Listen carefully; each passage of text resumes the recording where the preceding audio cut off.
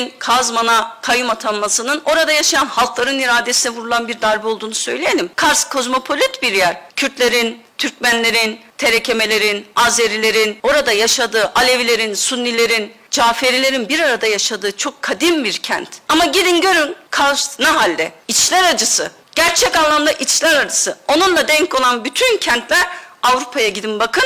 Pırıl pırıl turizmin başkentleri olurken, akın akın turist ağırlarken Kars bugün hala 21. yüzyılda 2025 yılında kayyum pratikleriyle cebelleşmek zorunda kalıyor. Bu Kars'a da, Kars halkına da, Kars'ta yaşayan bütün inançlara da aynı zamanda yapılmış bir darbedir. Bunu da açık ve net bir şekilde ifade etmiş olalım. Tabii 2 Mart'a kadar kentte eylem etkinlik yasakları konuldu hemen ceza alındıktan sonra.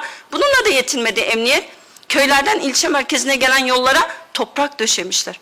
Evet, bildiğiniz tümsekler koymuşlar. Halk gelip ilçeye ulaşmasın diye. İleş başkanlarımız ilçeye ulaşamadı.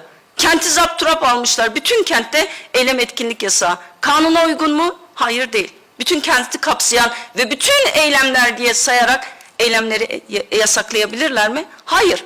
Anayasaya aykırı mı? Evet. Her gün anayasada toplantı ve gösteri yürüyüşlerini valilerin keyfe keder nedenlerle engellemesine dair ihlal kararları geliyor. Ama AKP için hiç önemli değil. Çünkü anayasayı takmıyorlar zaten. Anayasa gibi bir dertleri yok, hukuk gibi bir dertleri yok.